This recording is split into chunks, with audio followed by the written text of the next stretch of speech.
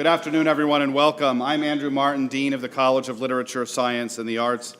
I'm here to introduce today's lecturer, Jason Owen-Smith, the Barger Leadership Institute Endowed Professor and Director. Following the lecture, I would like to invite you to join us for a reception right outside in the concourse. Today, we are paying tribute to two individuals who have made transformational differences for undergraduate leadership education. Dave Barger's dedication to leadership learning has made a lasting impact on industry and on our university. Today, we celebrate his contributions as well as the accomplishments of the recipient of this endowed professorship, Jason Owen-Smith. Dave Barger is an LSA alumnus and generous donor to the university. He established the Barger Leadership Institute to create powerful leadership learning experiences for undergraduates, extending undergraduate education through international internships and research focused on the study of organizations and leadership. The BLI was created to provide a forum that joins faculty, students, and innovative leaders in collaboration, action learning projects, and strengthen the college's commitment to the multidisciplinary understanding of organizations and leadership. Dave is best known for co-founding JetBlue Airways. From the time of its founding in 1998 until his retirement in 2015, Dave served in leadership roles including Chief Operating Officer, President, and CEO.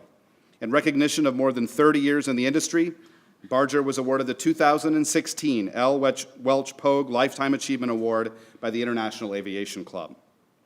Widely recognized as a top air transportation industry leader, Dave is sought for his knowledge of business strategy and execution. He's known for sharing his passion for community involvement, service, and education. Dave serves LSA on the Dean's Advisory Council and Organizational Studies Advisory Committee, and serves on a number of boards, both for-profit and not-for-profit. He recently retired from the Flight Safety Foundation Board of Governors after 15 years of service. Dave established this professorship in the Barger Leadership Institute to elevate leadership education at the University of Michigan. It would be hard to overstate the importance of endowed professorships to any college or university, public or private. Endowed chairs have long been used by institutions of higher learning to honor faculty members that have shown considerable academic excellence in teaching and scholarship. Such chairs are typically reserved for scholars of international stature, and endowed chairs have proven to be very effective methods for recruiting and retaining the very best and brightest faculty. An endowed professorship denotes reverence, both on the scholar holding the chair and also on the college or university that can award it. The very presence of faculty of such renown also goes a long way in bringing the best students to the university, because quite simply, the best faculty attract the very best students. This is precisely the type of honor that Dave Barger has bestowed upon us with his gift for the professorship, which is awarded to a professor who has demonstrated commitment to and excellence in leadership education. Professor Jason Owen-Smith exemplifies that commitment and that excellence. Jason Owen-Smith earned his Bachelor of Arts degree in Sociology and Philosophy from the New College of Florida and an MA and PhD in Sociology from the University of Arizona. He joined the sociology faculty here at Michigan in 2002 and was the first faculty member ever hired into our new Organizational Studies program. After earning tenure, he became director of BLI in 2010 and also served as interim director of Organizational Studies from 2010 to 2012. Under Professor Owen-Smith's leadership, BLI has grown and become a distinct program in which undergraduates across campus learn to become better leaders through experience.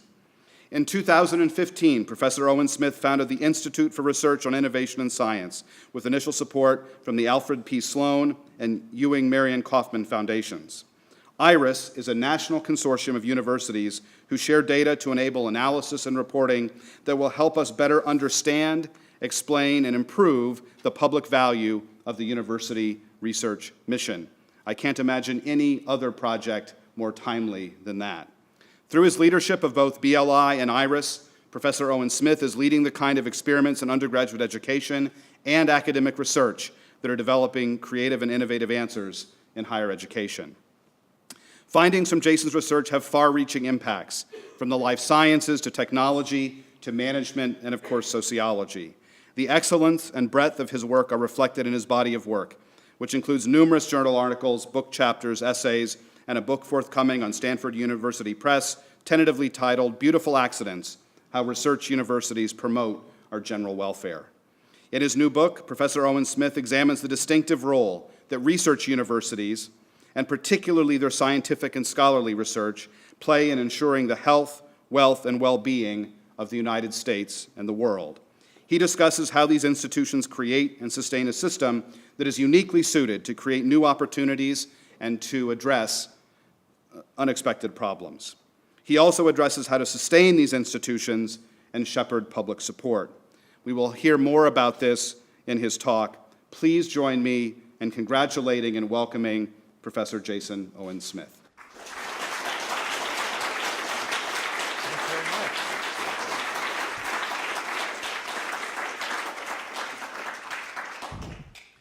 Thank you, everybody, for coming out and listening to me speak. I have to work out all of my various microphones in order to make sure that you all can hear me. Is that good?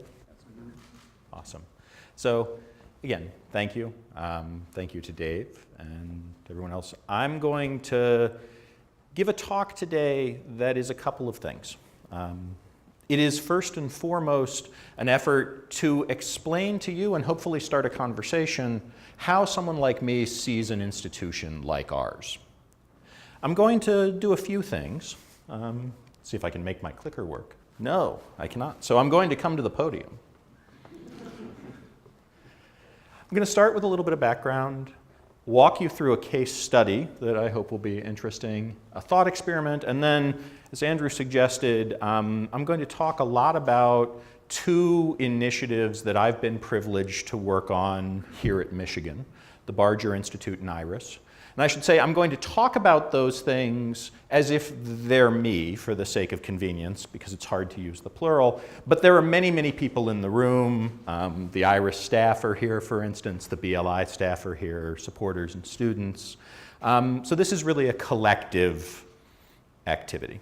I'm then going to talk about three metaphors for understanding the university. And for those of you who've seen me do my academic shtick, I'm not going to show you any regression tables. There's not going to be any talk of estimators. So I'm happy to go into the weeds on what I've been doing and what we're talking about.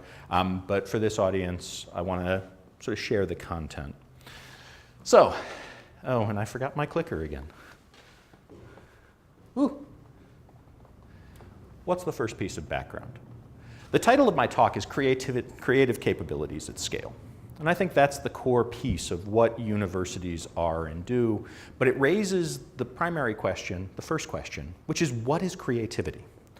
And the answer, for me, as for many folks who study innovation and discovery, is that creativity is a recombinant process. What does that mean? Well, it means there's really not much that is totally new under the sun. That most new discoveries, most creative ideas are the result of combinations of existing pieces of information. That in order to think and to do something new, part of what you have to do is search your environment and bring together things that already exist.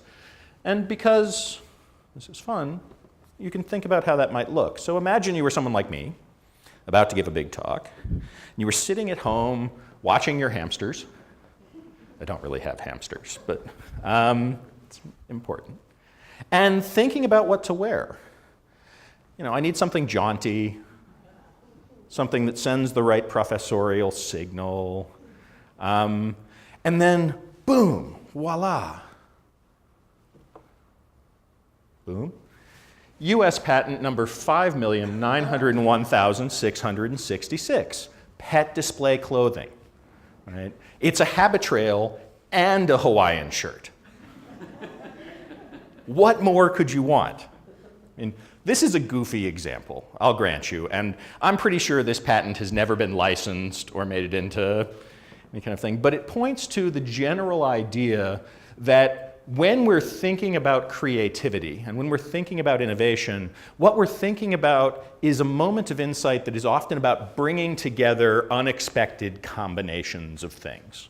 And so when we're thinking about capabilities, capacities, how we build and sustain institutions and activities that consistently generate new and important things, part of what we should be thinking about is the pieces of knowledge, skills, capabilities that are inside them, and the ways they're put together consistently and well. And that brings us to thinking about the university. So a little bit more throat clearing. When I talk about universities, I'm talking about places like this one. There are lots and lots of colleges and universities that are not like this one. This is one of maybe 100 in the US that do at a very high level research, teaching, public service, graduate and undergraduate education, professional education, across the entire range of human knowledge. I think Andrew has something like 90 different programs and departments and museums and a radio station, I believe. No longer a radio station. We're streamlining the organization. Right? That are all part of the university's knowledge mission. There's lots of public investment in universities. That's obvious at a public university, but I want to suggest that what I'm going to tell you also applies to private universities.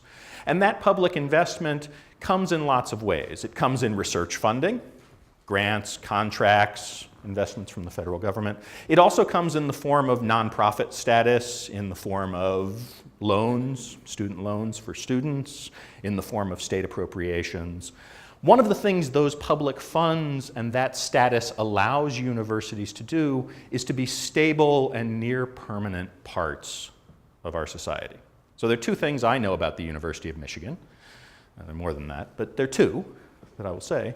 One is that it's not going out of business. This is its 200th year. The other is that it's never going to pick up and move to Alabama, Texas, or Singapore. And that's not something you can say about any other major employer or institution other than, say, a state government that is in this part of the country. And so what that means is that this is a stable, relatively open, very decentralized organization that depends on federal money and state money and the goodwill of the public to do its work. Part of what we want to do is explain and understand how those investments pay dividends. And I will figure this out eventually. You're seeing the learning curve. So having said that, today's message, I'm going to tell a very positive story about universities. And I don't want that to mask the fact that institutions like ours have problems. There are things we could do better. But I'm going to bracket those for now and talk to you about another way of thinking. We tend, in the public discourse, even in the way we talk amongst ourselves, to think of our universities and their various activities in terms of individual returns on investment. A student's return in terms of a job for their tuition. The federal government's return for a particular grant on a project. And that's okay as far as it goes, but I want to say that it sells us short. It's, as I would put it, mostly wrong. And the reason it's mostly wrong is that what universities like ours are uniquely able to do, unlike any other type of organization, is to create and sustain the capabilities to allow us as a society to address problems that we don't know we have yet. Universities, in some fundamental way, are insurance for our common future. I'm going to tell you about how I think about that. But that's the key message. And the idea is that those capabilities are what we should be sustaining, investing in, and thinking about. With tongue firmly in cheek, I'm going to propose a Rumsfeldian view of public value. Donald once said, there are known knowns. This is the kind of stuff that we teach in intro classes, right? There's stuff that we know, that we can convey. This is also the kind of stuff that increasingly students and others can get from places other than universities. There are known unknowns. There are things we know we do not know. Right? Those are the big problems that we focus on. This is where much of the research endeavor of universities is focused, and also where some of the teaching endeavor is focused. But I want to argue with Donald that the real meat, the real place where universities need to be understood and sustained is in thinking about the unknown unknowns. The problems and opportunities that we haven't conceptualized yet, that we don't know how to respond to, and that we might not even know we have. That's the sense in which universities are insurance. So how does that work? Well, I think I have some ideas. One of them, I was talking to a group of folks today down at the golf course, and I used the metaphor of Legos. One of the ways that works is if we think about creativity in terms of recombination, and we think about a university as a repository of as much of human knowledge as we can get. One way to imagine that is to imagine that what a university is a big container with lots of blocks. So that would make these the faculty and students, the ninja and the spaceman, playing with the Lego blocks. The idea being that what's here allows us to make new combinations, to put together ideas that haven't otherwise been combined, and to do them in a situation where when risky combinations, new innovations don't work out, the stability of the institution, its commitment to maintaining knowledge, its commitment to transferring knowledge, mean that we learn anyway. So I want you to bear the Legos in mind, more maybe than Donald Rumsfeld, as we talk a little bit about a case study.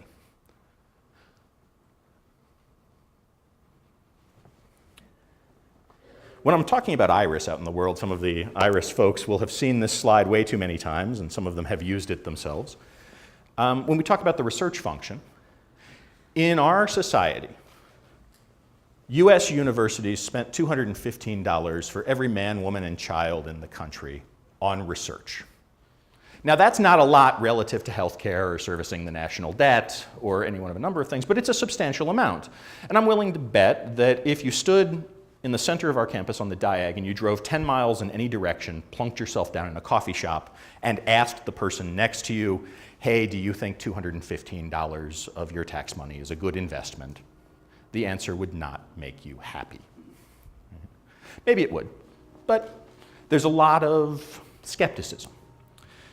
Back into the 1950s, the system that funds research was devised with the promise that basic fundamental research done at places like this would result not just in new knowledge, but eventually in increased well-being, in a better quality of life, in health, wealth, well-being, happiness, all of these good things. But we don't actually know very much about how that happens. We tell a lot of stories. Fund the superconducting super collider and you'll get the next World Wide Web. The moonshot brought us Tang and Velcro. So, in addition to putting us on the moon, it's a good thing. We want to understand and improve those effects. And I want to say we also want to think hard about how teaching students in an environment where research work is going on contributes to just these creative capabilities.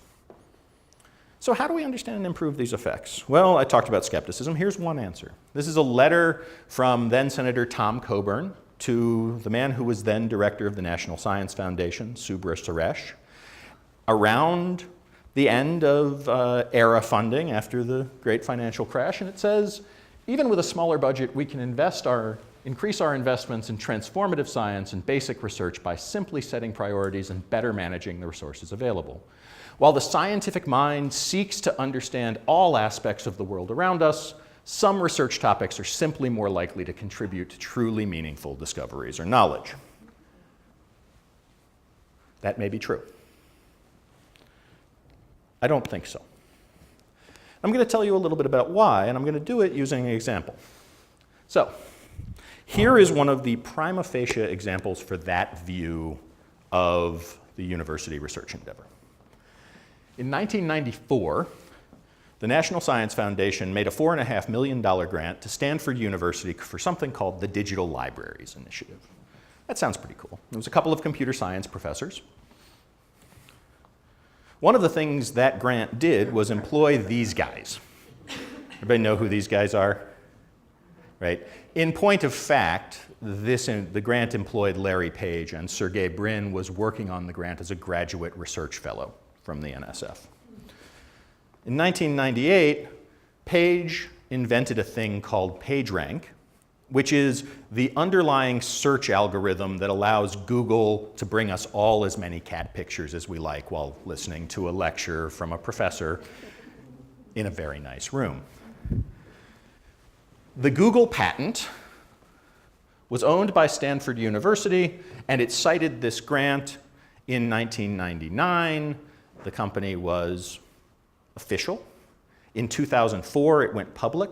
When I last checked its market cap, it was approaching $750 billion. So again, with tongue firmly in cheek, this is an instance where return on investment on a single project was on the order of, let's call it 178,000%. That's pretty good. The problem is that hidden in this patent and hidden in the story of it are a bunch of other things. So, y'all recognize Page and Brin. Does anybody recognize that guy? His name is Scott Hassan. Scott Hassan was Google employee number 3, basically. Turns out he was another person working on this grant who was a better coder than Page and Brin. They initially implemented this algorithm in a fashion that kept making all of Stanford's servers crash and caused a problem when they were still running Google out of the dorm, and he rewrote it. So if we want to understand this story, at a minimum, we have to think about the people who aren't authors and inventors on these patents, the pool of talent that's in the graduate students and undergraduates around. The things in boxes give us another view. This is what patent geeks, people like me who've spent too much time thinking about intellectual property, call non-patent prior art. It's things that are cited in a patent that aren't themselves patents. Most of these are scientific papers. So, what does this tell us? Well, an important thing to say is that neither the people nor the knowledge that became Google sprang up fully formed. So if we want to talk about the process that led to the outcome, we need to reach further back. One way to reach back is to think about the people. So I see Mary Sue is here. You were actually running this place and sitting with Larry, I imagine, before he gave this commencement address in 2009. But when he gave the commencement address at Michigan, he did not talk about his Bachelor of Science in Computer Engineering. He did not talk about code optimization.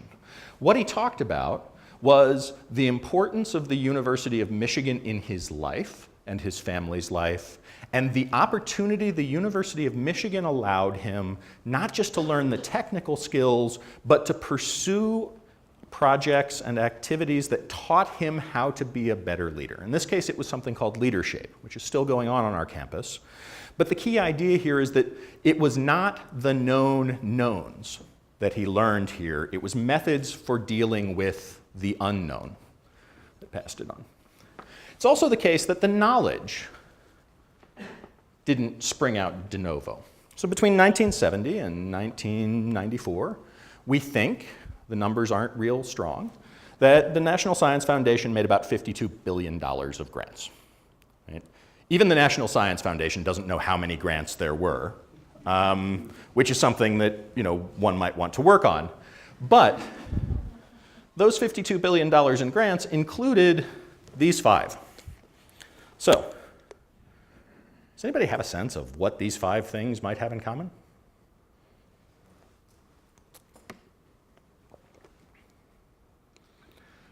These are all grants that were acknowledged in papers that were cited by the Google patent. Right?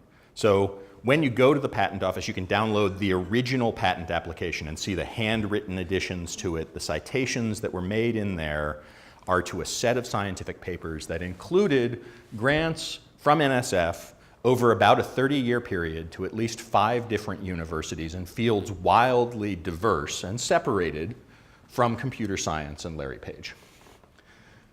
Put it more clearly, 6 grants, if you include the Digital Libraries Initiative, for a total of about $10.5 million made across 30 years, were immediate precursors and helped set the stage for Google. So if we want to think about what investments do and the kinds of capabilities we're creating, we need to think in these terms, and we need to think about a few other things as well. So my favorite is that a sociology grant made in 1974 at SUNY Stony Brook to study director interlocks in order to mathematically demonstrate that there is a power elite that controls the politics and the economics of our society, was one of the early precursors. What else is fun about it is that guy, who's not here today because he's at Stony Brook, he sent me a note, Mark Mizruki, was a graduate student on this grant with his advisor at Stony Brook, and in 1986, he published a tasty, tasty little paper called something like Mathematical Methods for the Decomposition of Eigenvector Centrality in the journal Sociological Methodology. And that paper quickly sank beneath the waves. But it was important because that insight solved a mathematical problem for PageRank that I won't go into, but trust me, I'm happy to talk about it after. So, you don't have to go very far from Google to get to sociology in 1974 and to get to a particular type of Marxist sociology, no less, which is great fun.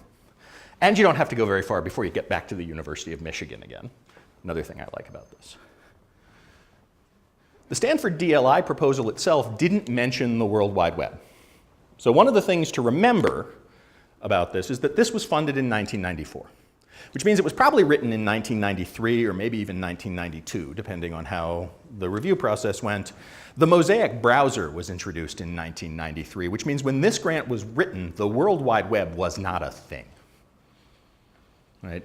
The theme of this grant was interoperability, and it started research that allowed talented graduate students working on a project together to discover over the course of the grant that, hey, we might want a means to search this giant new web environment. Right? Again, an important point when thinking about what the investment was and when it was made. Another piece.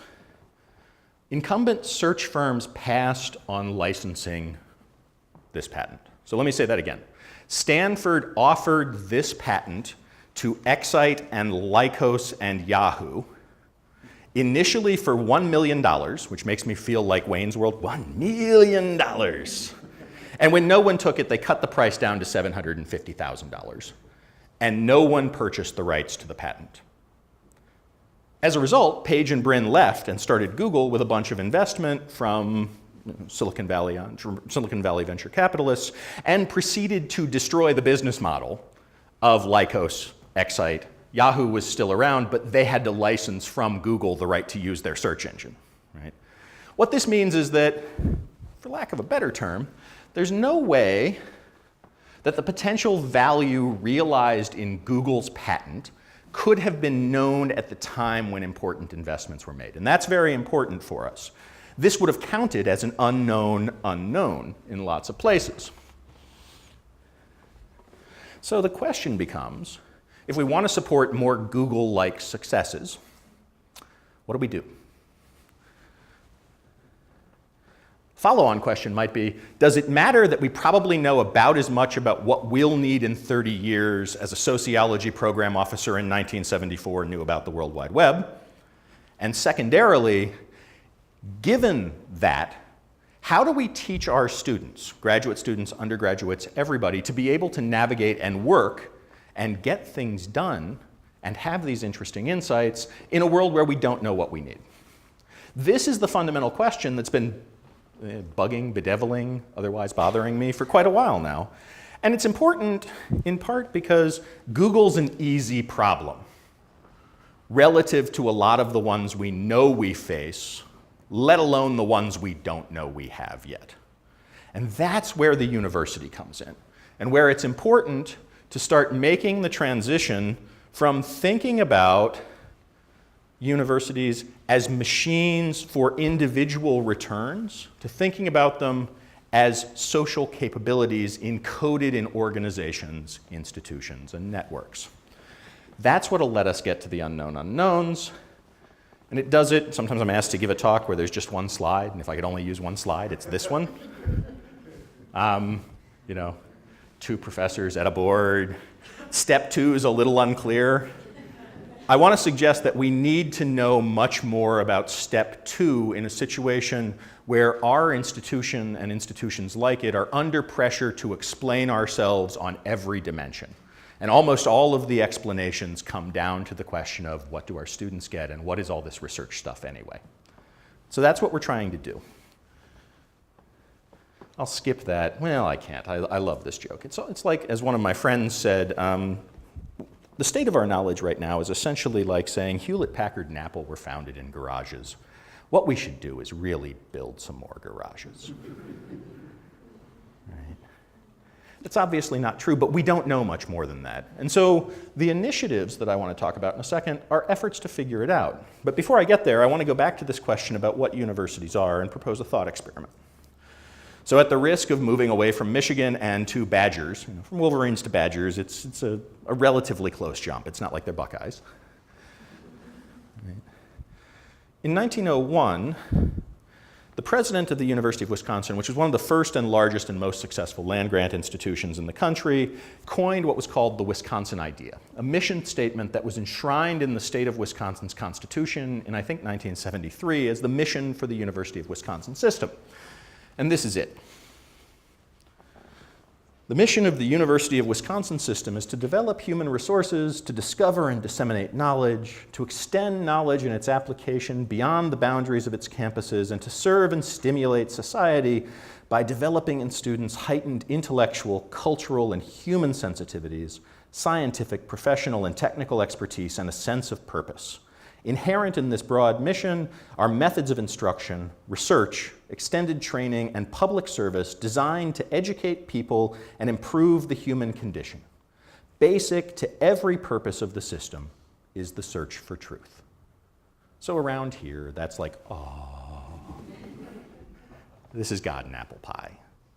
But in 2013, the governor of the state of Wisconsin proposed a $300 million budget cut to the University of Wisconsin system.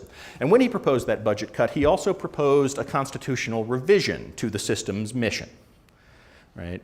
There was massive outrage and cries and hue and cry, and so the revision to the Constitution didn't happen. The budget cut did, and it's now like deeply engaged in the Packers' new stadium. So one of the interesting questions as we think about public investments is what the trade-offs are. But I want to show you as a thought experiment the proposed mission. So this is what was written in the red line.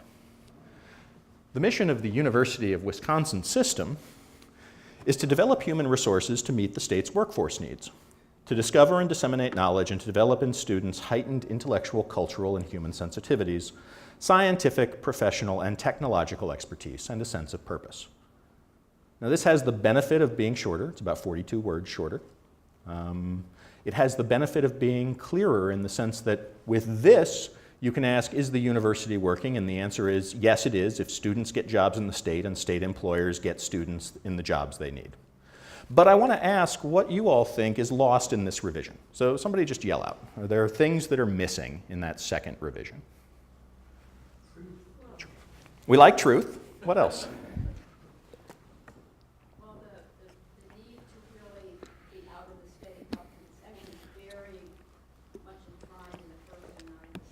Yep, absolutely. So outreach of all kinds. Other things?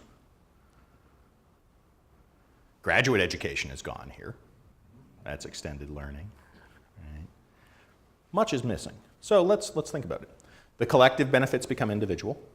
Right. Now it's about firms and students. The long time horizons become short. Right. This yokes this directly to the business cycle, and the question is, are people getting the employees they need now?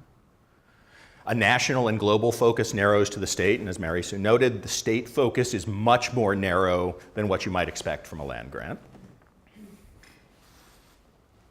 It goes on and on.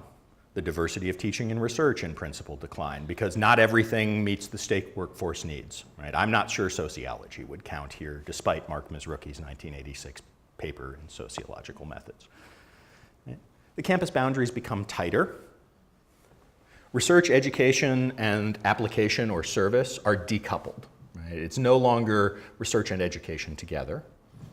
And the university becomes more tightly wedded to the business cycle, and a lot of the conflicting missions and constituencies are simplified. So if we imagine a great university like the University of Wisconsin working under this new mission, we'd see a very different kind of animal. And what I like to suggest, in truth and improving the human condition both meet the acts, but that goes without saying. What I want to suggest in the too long didn't read version is that every feature of the university that stands to make the next Google or the next solution to a problem like Google possible got cut. That it's precisely these messy, complicated, multi-institutional, multi-mission orientations that make the university the source of these creative capacities. So now, how do we think about those? Well, the short answer, I'm going to tell you, this is an attempt, and I don't know if it'll be successful, but this is the home team, so I'll try. This is an attempt to pull together the two halves of my academic life, the Barger Institute and IRIS. The two initiatives, IRIS, envisioning the future of the research enterprise. The BLI is my tagline. I was asked this morning, if I had a 7-word version of what the BLI does. And my close answer is leadership can be learned. Maybe it can't be taught, but we can provide the opportunities and the language and the structure for people to develop it. IRIS is a machine to build a consortium of universities who share data and support infrastructure to allow us to do a type of research that's never been done before in order to be able to really understand and improve the process and products of scientific research in order to get to that public value. The BLI, this is a picture of the BLI's structure, is an experiment. It's been going for 10 years now, so I guess I shouldn't call it an experiment, but we try to keep the experimental life alive in helping create situations for students to do the kind of learning that Larry Page described in his graduation address. The ability to bring together different skills and work with and through different people in situations that are ambiguous or maybe defined by conflicts of various sorts in order to get something interesting done with the knowledge they develop on a campus like this. And these two things are prongs of an effort to make sense of and experiment with what we can do in a university like this to talk and think about and justify creative capabilities. So I'm going to shift and give you, because it wouldn't be a lecture without a PowerPoint that's kind of amateurish, with a lot of arrows.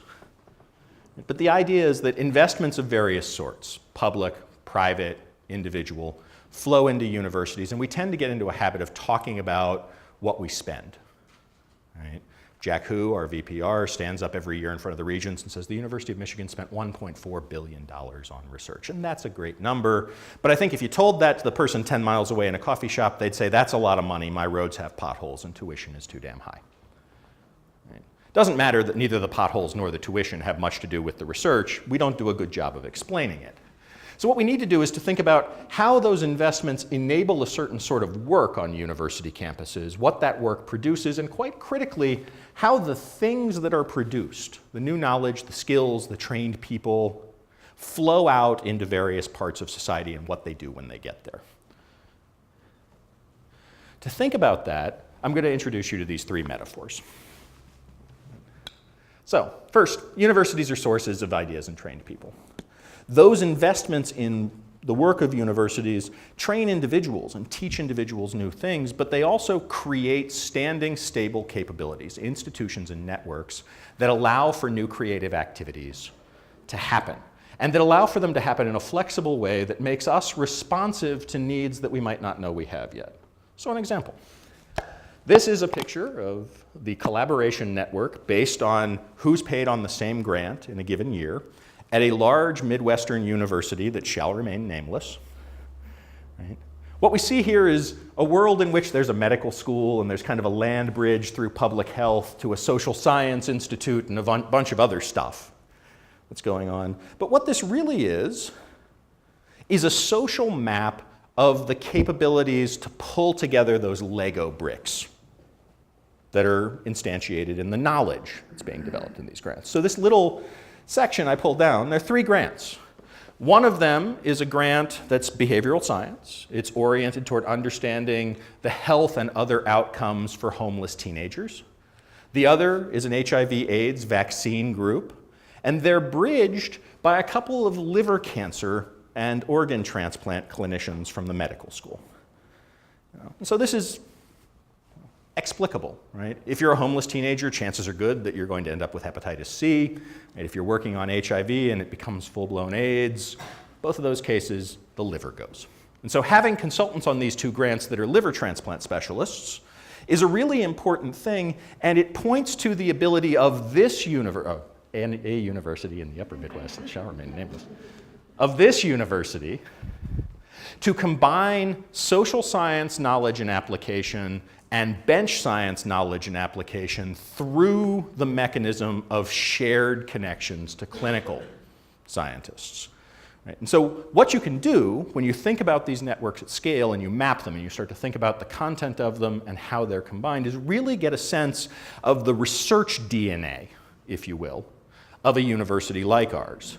And IRIS right now has 32 universities signed up to share these data across the country, and we're working to get many more. We'll continue to talk about that a little bit, but the idea is that with data like these and with continuing collaboration with these institutions, not only can we understand what's going on, but we can start to talk about it and to tell the story in really compelling ways. But there's another way to think about this, and this is where the BLI comes in.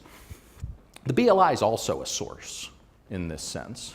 And these are what we call the Barger Leadership Institute habits. These are the core technology, if you will, of what we think BLI leadership in response to these ambiguous and challenging situations is. And right now, the BLI has more than 500 students from about 80 different majors, from every college on campus that has undergraduates, mostly working together around projects they define, and that's great. The projects are great, what the students learn are great, but what this really is a community and a network that does for undergraduate education much the same kind of combinatory work that we see in research.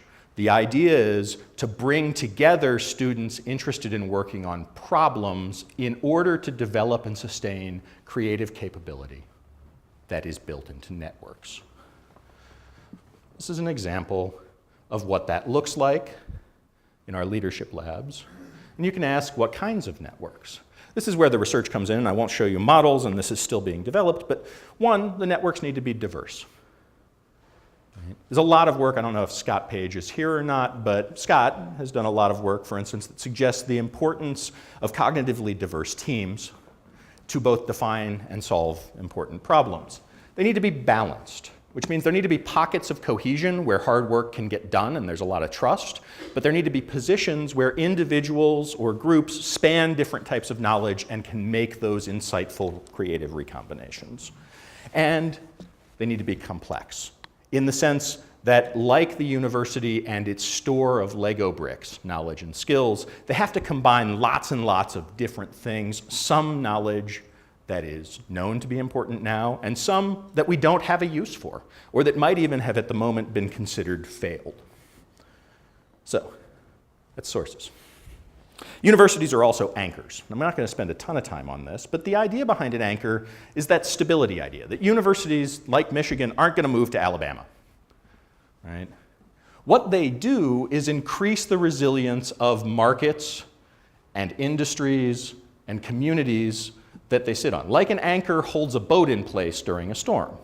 So this is just a map to give you a sense of where research spending flows out of the university. This is vendor purchases across the country from 21 different Irish universities.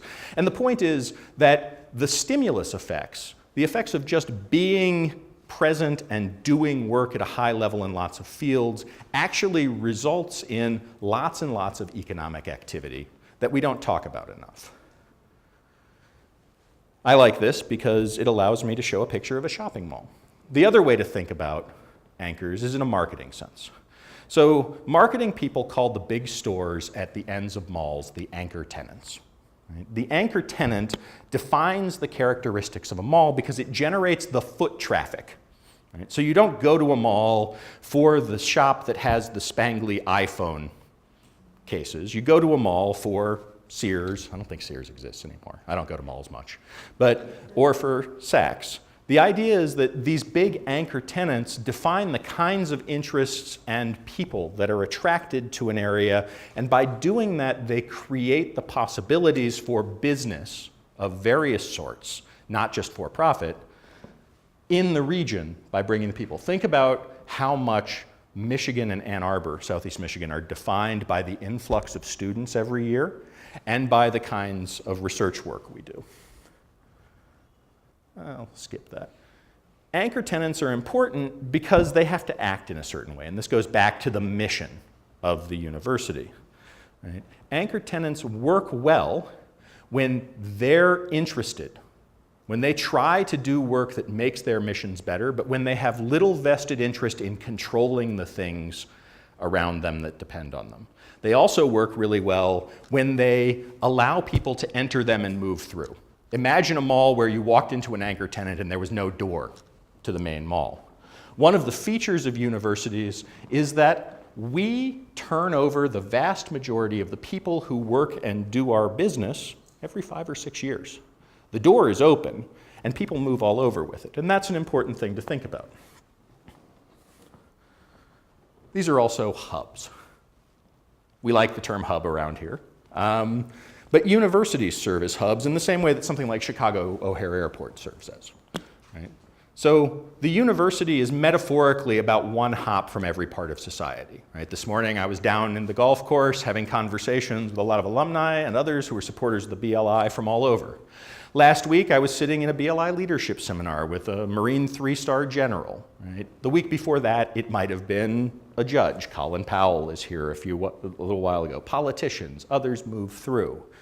Part of what makes a university the place where those creative capabilities happen is that it is an open, stable hub at the intersection of almost every part of society, which means that problems and needs and opportunities tend to flow to it differentially over other types of organizations.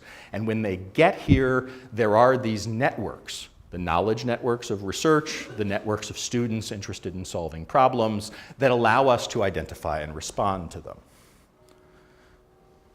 So as an example, this is just a snapshot of where people who were paid on grants who got PhDs at 9 Midwestern universities got their first jobs in industry.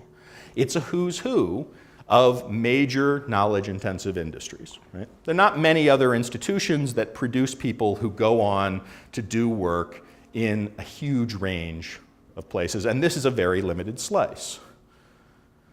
Right?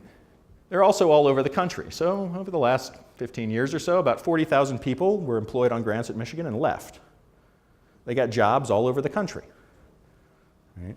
In many different industries, nonprofit, for-profit, and key to this, something many people in the room know and that Larry Page talked about, is that they come back. Part of what being an effective university is creating the conditions for a sense of affinity that brings people back with their problems and interests and connects them with what we need in order to address those things. And that's not something that happens pretty much anywhere else. So think about the difference between getting a degree and coming back as an alumni and getting a car and coming back to have the oil changed. Think about the fact that many businesses require their employees to sign non-compete agreements, and it's absurd to imagine a university doing the same thing for its students. This is openness in the sense that we're flowing out, and it's also a direct function of the breadth, the mix of Lego bricks that universities have to offer. So it's important to think about universities as hubs. You can also think about something like the BLI as a hub. This is a set of examples of what we call access opportunities, where we take the opportunity for students who are embedded in these networks to move out into the world and meet with alumni and others in their businesses, in their homes, in various places. This too is a way to make sure that problems and skills flow back to the university, even if it comes from the Gates Foundation or Boeing. This was a trip to Seattle. So the important thing to know here is that universities, by being stable, by having this capacity, by being open, right, by maintaining knowledge and teaching across all these different fields, enable people and ideas to flow back and forth in a fashion that ensures that we will have the capability to respond to problems and identify them, and that problems will find us in important ways and can move around. So that's what brings us back to creative capabilities at scale. Because universities are hubs, opportunities and problems flow to them. And we should do everything we can to keep ourselves hub-like. And that's a reason not to foreclose, in that Scott Walker style, the kinds of knowledge and training we do. Right? It's also a reason to think about maintaining openness and about how we partner with our other organizations so that we're interested but not controlling. Because they're sources, right, the knowledge and people in them are there to recognize and address problems. Right? There are lots of Lego bricks, and there are people who are learning how to put them together to deal with unknown unknowns, which means that we should be attending not just to an individual project, but to the capability that is built and to the ability to navigate those complicated networks and have those kinds of aha moments and get difficult work done in challenging situations. And finally, they're anchors, which means that they're a permanent endowment of skills, and that's why we need the public funding to continue. And the BLI and IRIS are two experiments in trying to do that. Thank you.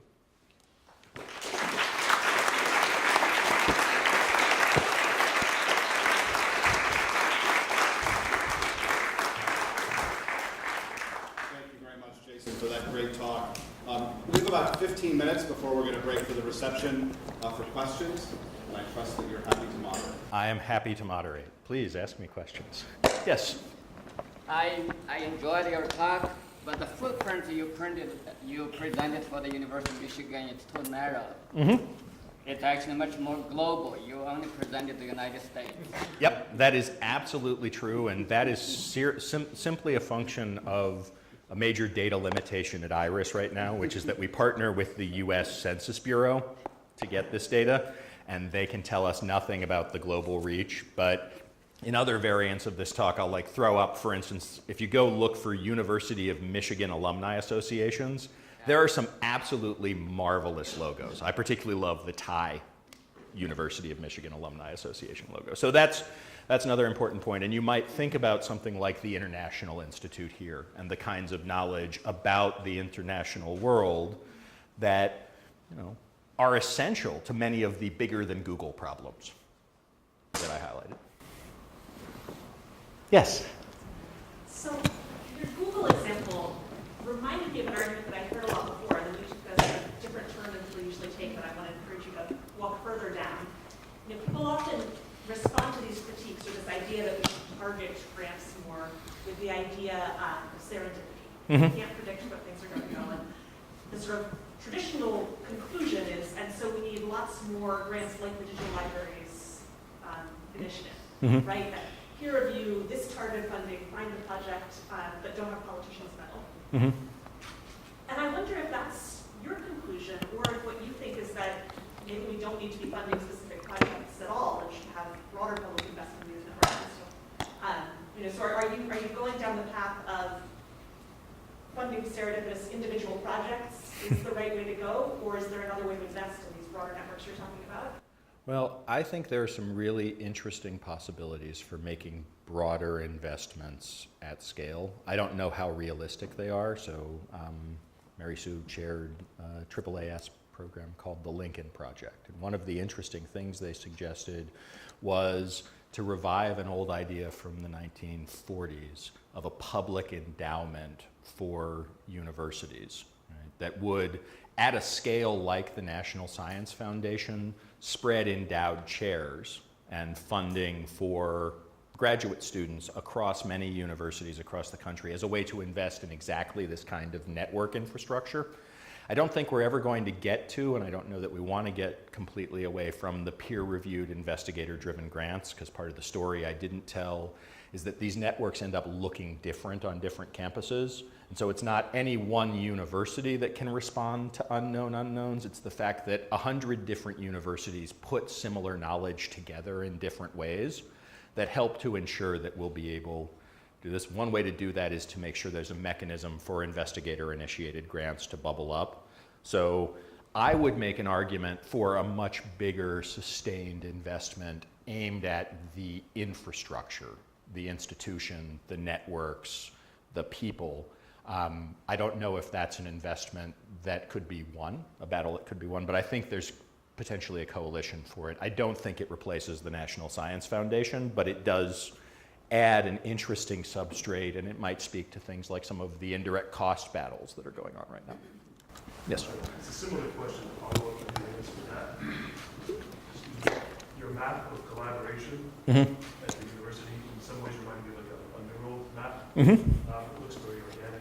And I'm curious about your take on whether or not there are mechanical processes that would be analogous to an organic process, the essence of it.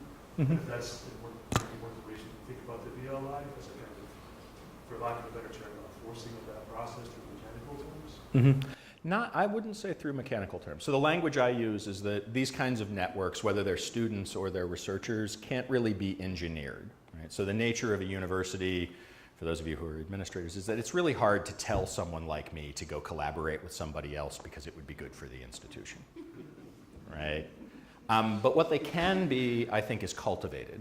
And there's some interesting research we've been doing, there's more that thinks about the ways in which these networks grow in a couple of different registers. So you could think about knowledge space, people studying similar things. You think about organizational space, people in the same departments or colleges, people in the same disciplines or different ones, and physical space. The physical plant of the campus shapes possibilities for collaboration in interesting ways, which is why we see things like the biological research building, for instance. And so I think what's interesting, and I don't have an answer for it now, is to figure out two different views of how networks work.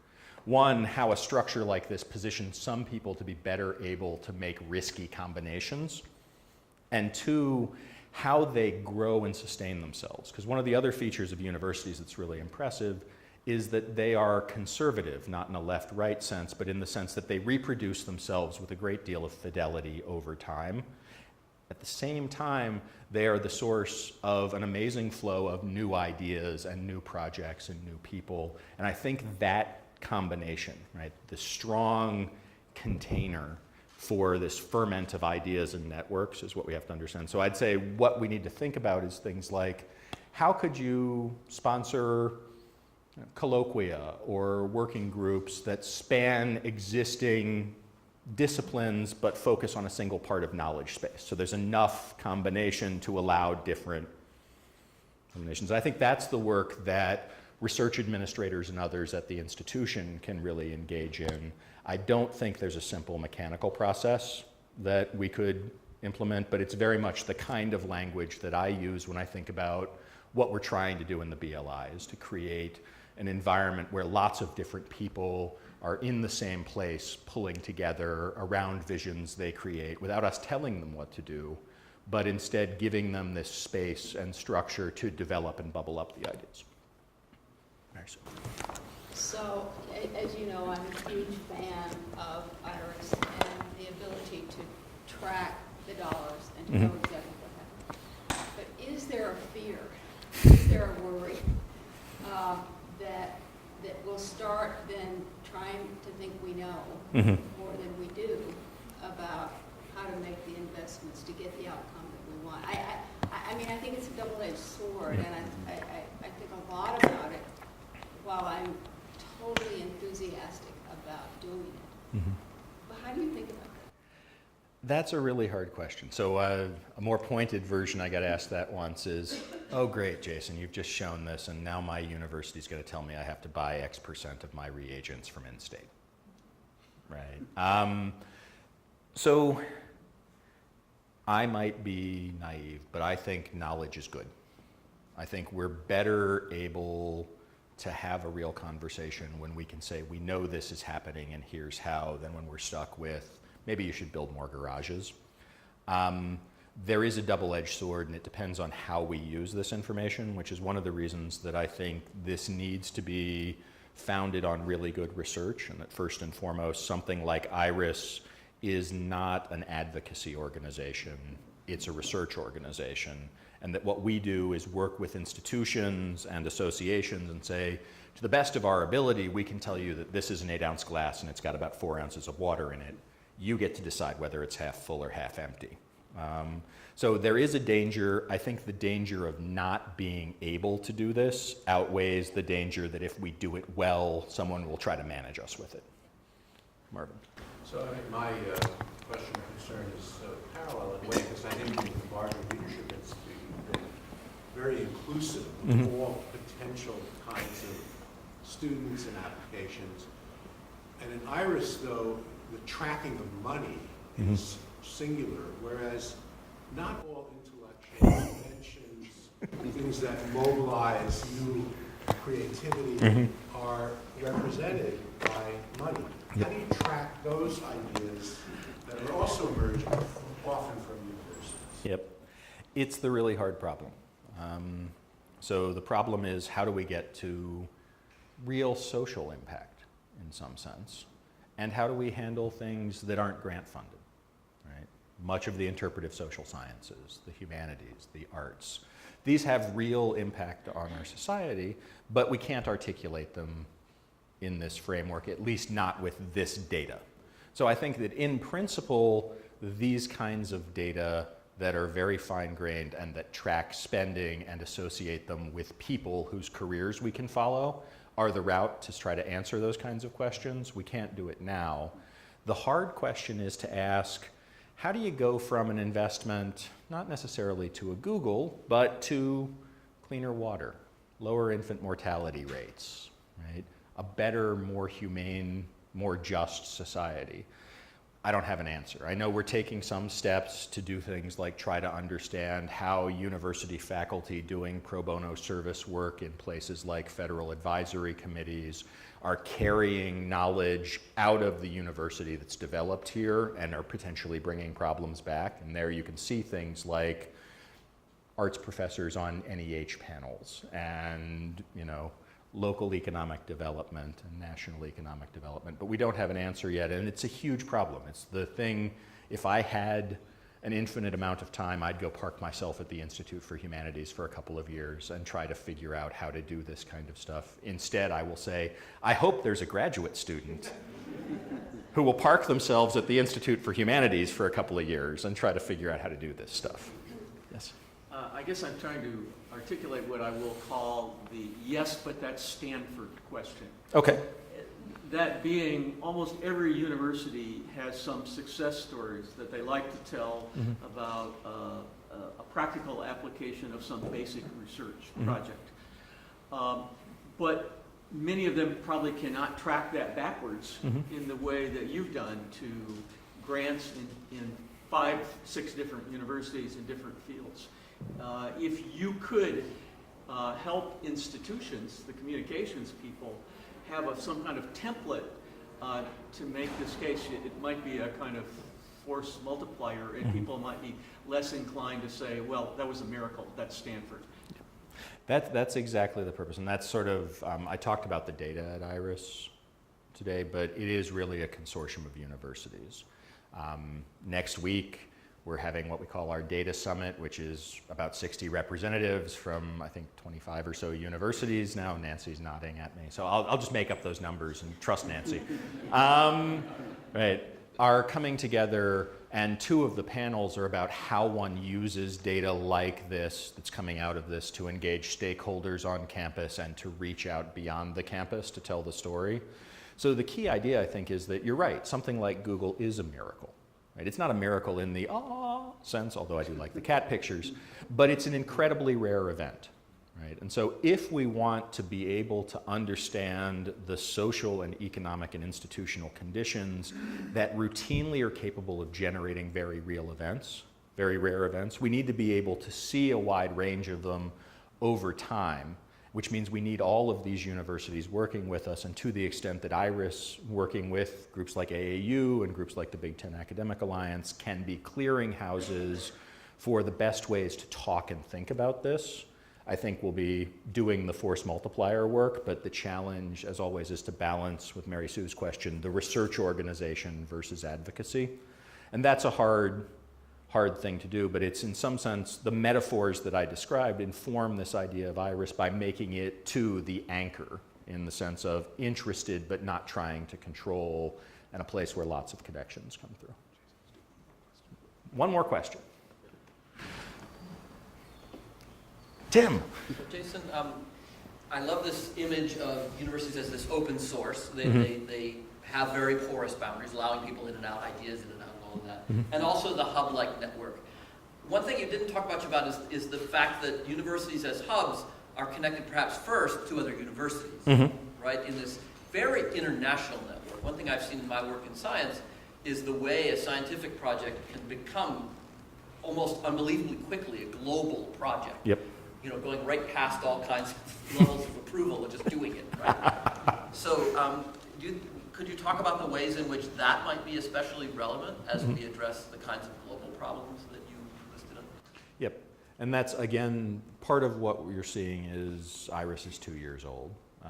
So one of the ways to think about that, I showed you the network in a university. There's also the possibility of getting a sense of the networks across them. So one way to do that, again, limited slice for Marvin, but it follow the subcontracts. So you can draw the universities together and you can point to where they have connections outside the US and start to think not just about a bunch of individual universities sitting in their spot with stuff flowing to them, but about the channels and circuits that run around them. And an important thing to think is that this is one of the reasons why the structure of academia, where disciplines span institutions and people's careers move across places, provide these channels for that kind of information to flow. So I don't have an answer yet, but my suspicion is that there's more interesting meat in thinking about how connections among individuals turn a whole set of universities into a single network that does this work than there is in necessarily articulating the ways in which each individual university varies. Jason, thank you. Thank you for such a terrific talk, and thank you for your leadership, not only in leadership education, but also in this fabulous scholarly project and the other work that you do. I just want to, on behalf of your colleagues in the college, I'd like to give you this modest gift. Thank you. The picture, guys, you got that? Right. So, Thank you. and please join us in the reception outside of the room.